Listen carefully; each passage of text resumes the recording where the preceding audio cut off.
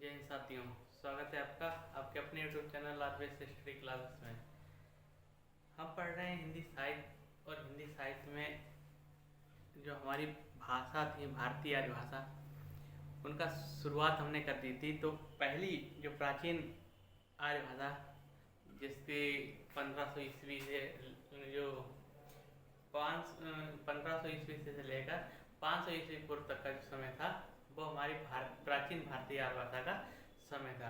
इसमें संस्कृत भाषा को बताया गया था, संस्कृत भाषा के बारे में बताया गया था। इसी क्रम में अब आगे बढ़ते हैं। तो हमारी दूसरी प्राचीन आर्य भाषा है, दूसरी हमारी है मध्यकालीन आर्य भाषा। मध्यकालीन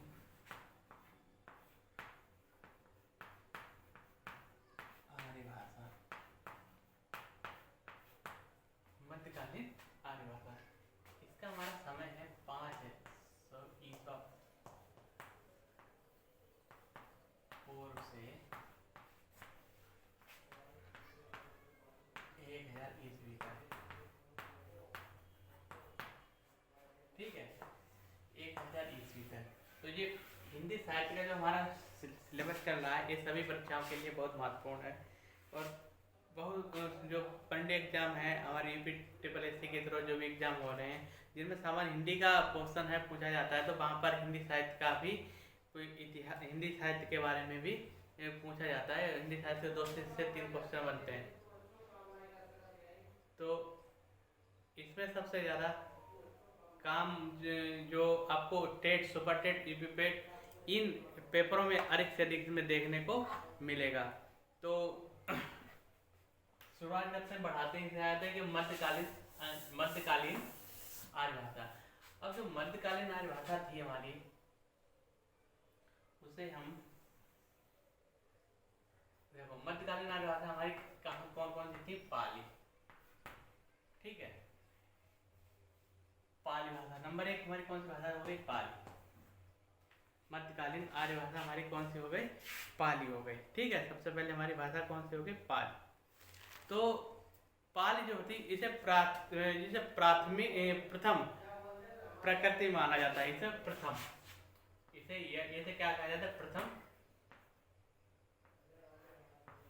प्रथम प्रकृति। समझे? प्रथम प्रकृति,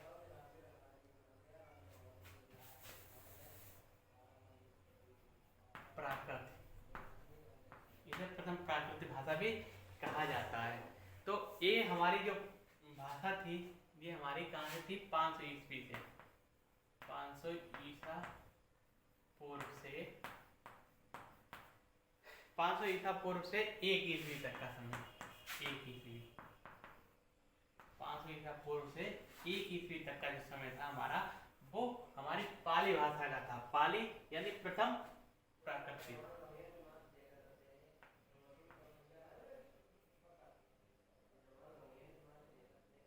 प्रथम प्राकृत। ठीक है, तो जो पाली भाषा थी, इसे प्रथम प्राकृत भाषा भी कहा गया है। और ये 500 ईस्वी से 1 ईस्वी तक का समय था। अब देखो, पाली का अर्थ क्या होता है? पाली का इसका अर्थ क्या है? बुद्धि।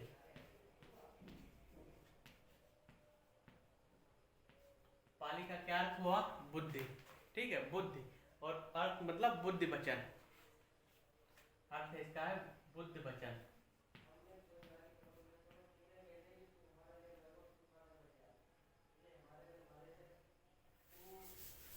इसका जो यहां से लिखते हैं, यहां पर देखो, इसका अर्थ क्या है?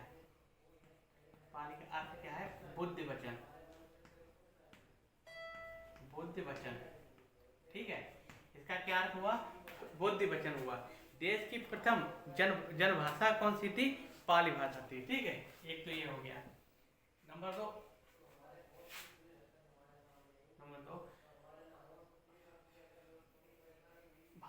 देश की प्रथम, देश की प्रथम जनभाषा, देश की प्रथम जनभाषा कौन सी थी हमारी? पाली भाषा थी। देश की प्रथम जनभाषा हमारी कौन सी थी? पाली भाषा थी। और पाली भाषा में ही बुद्ध धर्म के उपदेश मिलते हैं। पाली भाषा में ही बुद्ध धर्म के उपदेश मिलते हैं। पाली भाषा में ही बुद्ध के उपदेश मिलते हैं। ठीक है, देखो पाली का अर्थ है बुद्धि वचन, ठीक है, और ये देश की प्रथम जनभाषा थी। इसे पाली में ही बुद्ध की जो पाली भाषा में ही बुद्ध के उपदेश मिलते हैं। नंबर 2 हमारी भाषा थी प्राकृत। नंबर 2 हमारी कौन सी भाषा है? हमारी प्राकृतिक भाषा। इसे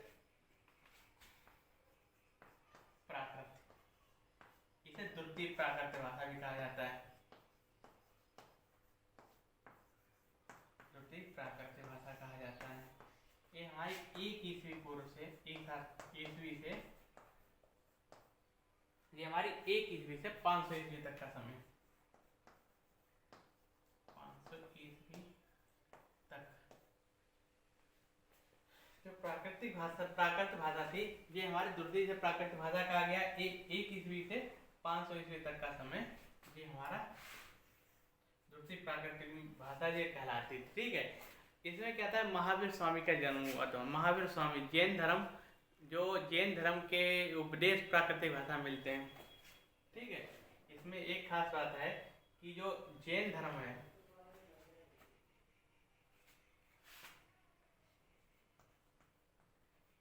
जैन धर्म के उपदेश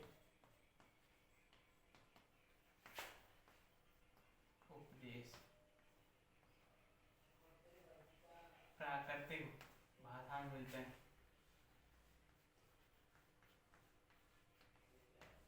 जैन धर्म के उपदेश किसमें मिलते हैं? प्राकृत भाषा मिलते हैं। और जैन धर्म किसका था? महावीर स्वामी का जन्म था। ईसा मसीह के जन्म के समय हमारे देश में प्राकृतिक भाषा ही बोली जाती थी। ठीक है, ईसा मसीह के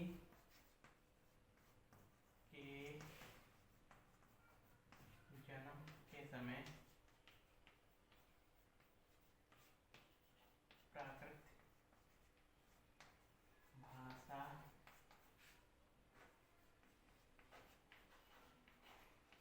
बोली जाती थी। ईसा मसीह के जन्म के समय कौन सी भाषा बोली जाती? प्राकृतिक भाषा बोली जाती थी। ठीक है, इसमें 2 खास बातें हैं प्राकृतिक भाषा में। इसे प्राकृतिक भाषा को द्वितीय प्राकृतिक भाषा भी कहा जाता है। 1 ईस्वी से 500 ईस्वी तक का समय था। जैन धर्म के जो उपदेश हैं वो प्राकृतिक भाषा में मिलते हैं। और इसे ईसा मसीह के जन्म के समय जो भाषा बोली जाती थी हमारे देश में, तो वो कौन सी भाषा थी? प्राकृतिक भाषा थी। ठीक है, कौन सी भाषा थी? प्राकृतिक भाषा थी। तीसरी हमारी आती है अपभ्रंश। ठीक है, तीसरी हमारी आती है अपभ्रंश। तो अपभ्रंश का समय हमारा कितना था? अपभ्रंश का समय 500 ईसा पूर्व से 500 ईसा पूर्व नहीं, 500 ईस्वी से 1000 ईस्वी तक का समय। 1000 ईस्वी तक, 500 ईस्वी से लेकर 1000 ईस्वी तक का जो समय था वो हमारा कैसा था? अपभ्रंश का था। इसका अर्थ क्या हुआ? अपभ्रंश का अर्थ, अपभ्रंश माने क्या होता है? अपभ्रंश का अर्थ होता है कि पतन, भ्रष्ट भाषा, बिगड़ी भाषा। इसका क्या मतलब? पतन। पतन यानी पतन मतलब भ्रष्ट भाषा, भ्रष्ट भाषा या बिगड़ी भाषा। ठीक है, या इसे कहेंगे बिगड़ी भाषा कहेंगे। भ्रष्ट भाषा या बिगड़ी भाषा, बिगड़ी भाषा। ठीक है, इसे भ्रष्ट भाषा या बिगड़ी भाषा कहते हैं। इसका अर्थ क्या हुआ? भ्रष्ट भाषा और बिगड़ी भाषा। अब भ्रंश का जो समय था हमारा 500 ईस्वी से लेकर 1000 ईस्वी तक का समय था। इसका अर्थ हुआ कि इसका जो अपभ्रंश का मतलब हुआ पतन, भ्रष्ट भाषा या बिगड़ी भाषा। ठीक है, अपभ्रंश के जो महाकवि थे, महाकवि इसे स्वयंभू का कहा गया है, स्वयंभू, स्वयंभू को इसे महाकवि कहा गया है। ठीक है, अब भ्रंश का महाकवि किसे कहा गया है, यहाँ पूछा जाए तो किसे कहा गया है, स्वयंभू को क्या कहा गया है। इनकी रचना कौन सी थी, रचना, जो महाकवि स्वयंभू हैं इनकी रचना कौन सी थी, पौ चरित्रम। ठीक है, पौ चरित्रम, पौ चरित्रम। ठीक है, इनकी कौन सी रचना थी, पौ चरित्रम और राम काव्य, राम काव्य, पौ चरितम या राम काव्य। तो पौ चरितम और राम काव्य जे मतलब क्या है, ये रचना थी वो राम के जीवन पर आधारित थी। जो पौ चरितम और राम काव्य थी ये राम के जीवन पर आधारित थी, राम के जीवन पर आधारित थी, जीवन पर आधारित। पौ चरितम या राम काव्य जिसका नाम है, ये किस पर आधारित थी, राम के जीवन पर आधारित थी। इसमें कितने 5 कांड थे, इसमें 5 कांड थे, इसमें कितने कांड थे, 5 कांड थे। ठीक है, तो अपभ्रंश 500 ईस्वी से 1000 ईस्वी तक का समय था। इसका अर्थ, अपभ्रंश का अर्थ क्या मतलब होता है, पतन, भ्रष्ट भाषा या बिगड़ी भाषा।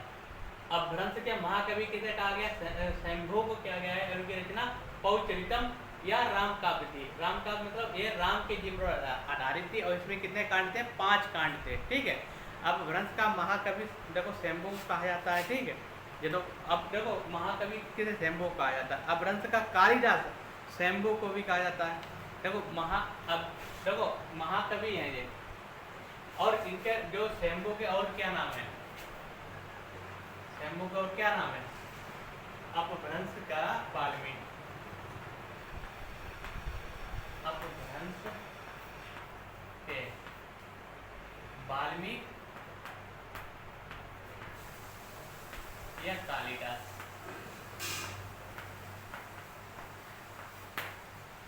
स्वयंभू को ही कहा जाता है। अपभ्रंश का वाल्मीकि या कालिदास किसे कहा जाता है, स्वयंभू को ही कहा जाता है। अपभ्रंश का महाकाव्य भविष्यति, इसको धनपाल ने लिखा। अब देखो महाकवि किसे कहा जाता है, महाकवि तो स्वयंभू को कहा जाता है। अब अपभ्रंश के वाल्मीकि या कालिदास का कहीं प्रश्न आ जाए कि अपभ्रंश के वाल्मीकि किसे कहा जाता है, अपभ्रंश का कालिदास किसे कहा जाता है, तो किसे कहा जाता है, स्वयंभू को कहा जाता है। किसे, स्वयंभू को कहा जाता है। और क्या कहा कि अपभ्रंश का महाकाव्य कौन सा है, अपभ्रंश का महाकाव्य, अपभ्रंश का महाकाव्य कौन सा है, तो अपभ्रंश का महाकाव्य जो है वो भविष्यत है, भविष्यत। अपभ्रंश का महाकाव्य किसे कहा जाता है, इसे भविष्यत कहा जाता है। इसको किसने लिखा, इसे धनपाल ने लिखा, इसे धनपाल ने,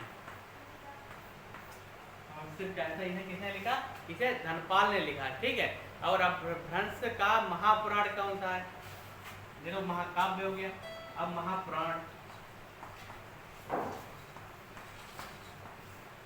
महापुराण कौन सा है, तो अपभ्रंश का महापुराण कौन सा है, जस हर चरित्र, जस हर चरित्र, जस हर चरित्र, ये क्या है हमारा अपभ्रंश का महापुराण है। ठीक है, अपभ्रंश का महापुराण है जस हर चरित्रम, जस हर चरित्रम, ये क्या है हमारा अपभ्रंश का महाकाव्य है। अब आता है कि अपभ्रंश के प्रकार हमारे कौन कौन से थे, अपभ्रंश के प्रकार। ठीक है, तो अपभ्रंश के 6 प्रकार थे, अपभ्रंश के 6 प्रकार थे हमारे। तो आओ यहाँ से हटा देते हैं। ठीक है,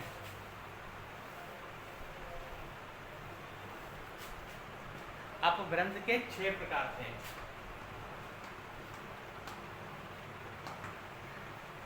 अपभ्रंश के 6 प्रकार, अपभ्रंश के 6 प्रकार हैं। ठीक है, एक तो है हमारी सौर श्रेणी अपभ्रंश, कौन सी है, सौर श्रेणी।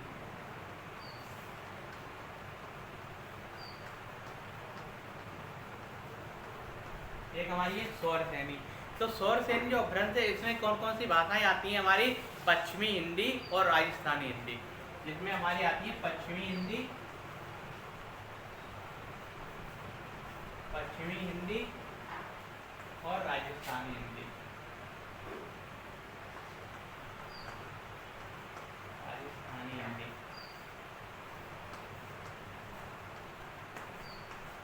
जो शौरसेनी है, शौरसेनी में कौन कौन सी भाषा आती है?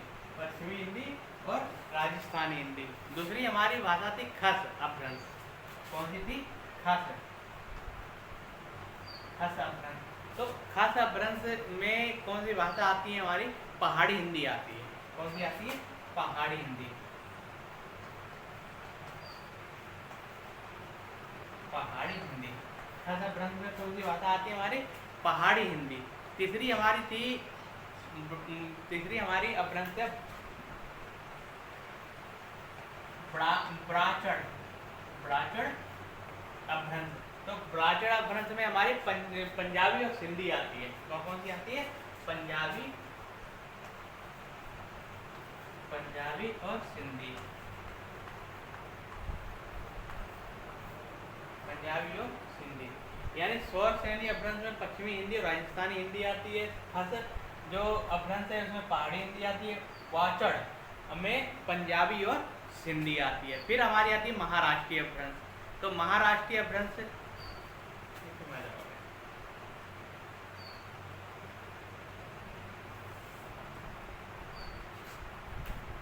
फिर आती है हमारी महाराष्ट्रीय अपभ्रंश। तो महाराष्ट्रीय अपभ्रंश मतलब मराठी, महाराष्ट्रीय राष्ट्रीय अपभ्रंश मतलब अपभ्रंश मतलब मराठी। महाराष्ट्रीय नंबर 4 कौन सी है? महाराष्ट्रीय, महाराष्ट्र।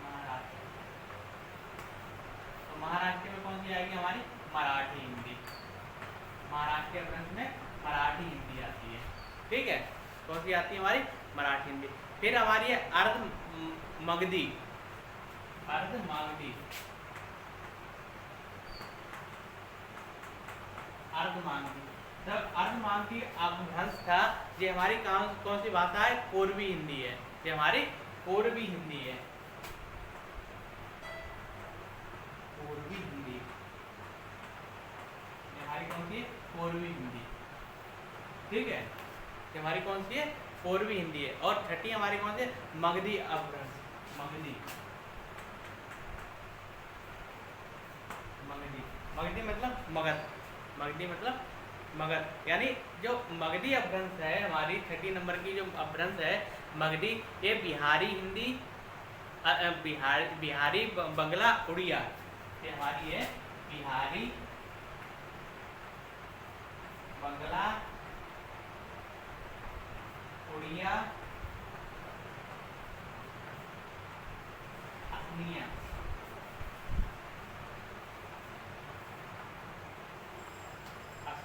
ये हमारी बोली है। मगधी अपभ्रंश में कौन कौन सी आती हैं? बिहारी, बंगला, उड़िया और असमिया। ये अपभ्रंश के प्रकार, अपभ्रंश हमारे 6 प्रकार की थी। अपभ्रंश के कितने प्रकार थे हमारे? 6 प्रकार थे। अपभ्रंश के हमारे 6 प्रकार थे।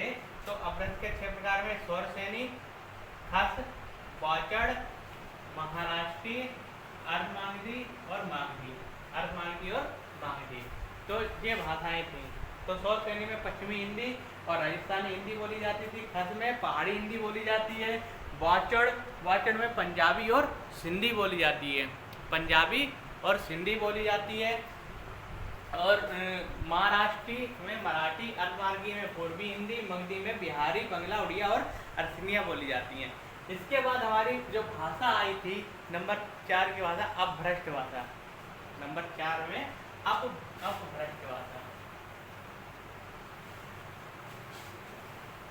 तो आप लोग क्या करें, इसे नोट करते रहें, सभी इसे नोट करते रहें जिससे कि आपका नोट्स अच्छा बन जाए। नंबर 4 हमारी कौन सी है? अपभ्रष्ट। अपभ्रष्ट के बाद अपभ्रष्ट है। तो इसका समय कितना था? 900 ईस्वी से 1000 ईस्वी तक का समय। ठीक है, अपभ्रंश का समय कौन सा था? 900 ईस्वी से लेकर 1000 ईस्वी तक का समय। अपभ्रंश का अपभ्रंश अपभट्ट को कहा जाता है। देखो एक बात है यहाँ पर, अपभ्रंश का अपभ्रंश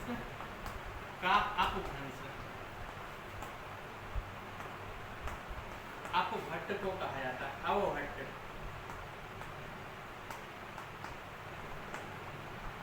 को कहा जाता है।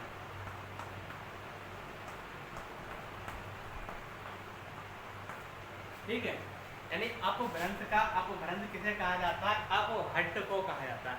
अपभट्ट भाषा में साहित्यिक रचना 14वीं सदी तक होती रही हैं। अब देखो इसमें अपभट्ट में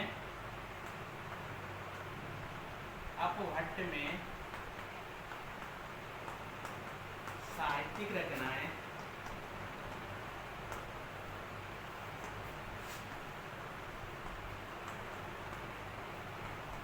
14वीं सदी तक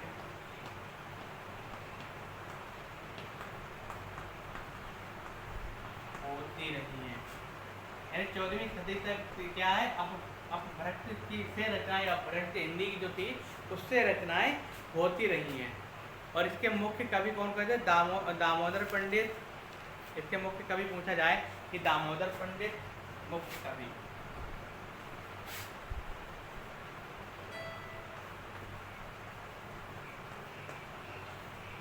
मुख्य कवि कौन थे हमारे? इसके दामोदर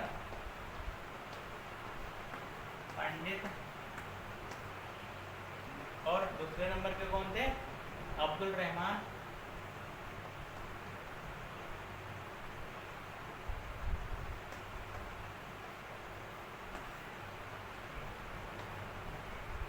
और तीसरे विद्यापति।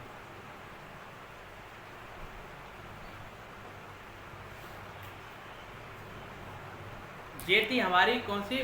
मध्यकालीन आर्य भाषा। मध्यकालीन आर्य भाषा को हमने जो भाषा थी हमारी वो हमारी थी पाली भाषा, प्राकृतिक भाषा, अपभ्रंश भाषा और अपभट्ट भाषा। तो पाली प्राकृतिक भाषा, पाली जो भाषा थी उसमें महात्मा बुद्ध ने अपने उपदेश दिए। उसे प्रथम जनभाषा कहा गया है। उसे प्रथम हिंदी की देश की प्रथम जनभाषा कहा गया है। और जो प्राकृतिक भाषा थी उसमें महावीर स्वामी ने अपने उपदेश दिए हैं। महावीर स्वामी ने उपदेश दिए हैं। और ईसा मसीह के जन्म के समय जो भाषा बोली जाती थी वो हमारी प्राकृत भाषा थी। फिर आती है हमारी अपभ्रंश भाषा। अपभ्रंश भाषा को क्या कहा जाता है? इसका अर्थ होता है कि पतन वाली भाषा, भ्रष्ट भाषा या बिगड़ी भाषा। इसके महाकवि कौन थे? शंभु थे। और इन्हें शंभु को अपभ्रंश कहा। वाल्मीकि या कालिदास दोनों में से कोई भी नाम, दोनों नाम इनके नाम हैं, मतलब कहा जाता है, उपाधि दी गई है। वाल्मीकि और कालिदास की उपाधि दी गई है। इनकी रचना कौन सी थी? पौचरितम या राम काव्य। जो पौचरितम की रचना थी वो राम के जीवन पर आधारित थी। इसमें 5 कांड थे। और अपभ्रंश का महाकाव्य भविष्य था जो धनपाल के द्वारा रचित था। और महापुराण कौन था? जय हर चरित्रम। और अपभ्रंश को 6 भागों में बांटा गया था। स्वर सैनी, खस, बाचड़, महाराष्ट्र, मागधी और मागधी। तो स्वर सैनी में पश्चिमी हिंदी और राजस्थानी हिंदी थी। खस में पहाड़ी हिंदी, बाचड़ में पंजाबी और सिंधी, महाराष्ट्री मराठी हिंदी, अर्ध मागधी में पूर्वी हिंदी और मगधी में बिहारी, बंगला, उड़िया और अस्सीनिया थी। ठीक है। फिर आई हमारी अपभ्रष्ट। अपभ्रष्ट का समय था 900 ईस्वी से लेकर 1000 ईस्वी तक का समय। अपभ्रंश का अपभ्रष्ट कहलाया। अपभ्रष्ट में की साहित्यिक रचना 14वीं सदी तक चलती रही। ठीक है। इसके मुख्य कवि दामोदर पंडित, अब्दुल रहमान और विद्यापति थे। ये थी हमारी मध्यकालीन आर्य भाषा। अब इसके बाद हम पढ़ेंगे आधुनिक आर्य भाषा। आधुनिक आर्य भाषा इसके बाद पढ़ेंगे हम आधुनिक आर्य भाषा।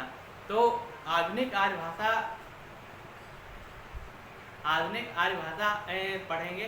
तो आधुनिक आर्य भाषा को अब नेक्स्ट वीडियो में पढ़ेंगे। तब तक आप लोग क्या करें, चैनल पर बने रहिए। और हम जो हिंदी साहित्य को आपको पढ़ा रहे हैं, ये बहुत कम ही चैनल पर आपको पढ़ने को मिलेगा। बहुत कम ही लोगों के द्वारा पढ़ाया जाता है। तो इसे पढ़ाने के लिए बहुत ही हमें कठिन मेहनत करनी पड़ रही है। तो आप लोगों का इतना सहयोग तो बनता है कि आप लोग इसे अधिक से अधिक शेयर करें, जिससे कि आप जितना अधिक शेयर करेंगे उतना हमें जैसे क्या ऊर्जा मिलती है। आपके जितने शेयर किए जाते हैं, शेयर करते हैं आप लोग, उससे क्या मिलती है? हमें बहुत अधिक ऊर्जा मिलती है और अच्छा से अच्छा काम करने की एनर्जी आती है। तो आप लोग चैनल पर बने रहिए और इसे अधिक से अधिक शेयर कीजिए। अगर आप लोग नए हैं तो इसे चैनल को सब्सक्राइब जरूर कर लें। मिलते हैं नेक्स्ट वीडियो में, तब तक चैनल पर बने रहिए। बहुत बहुत धन्यवाद।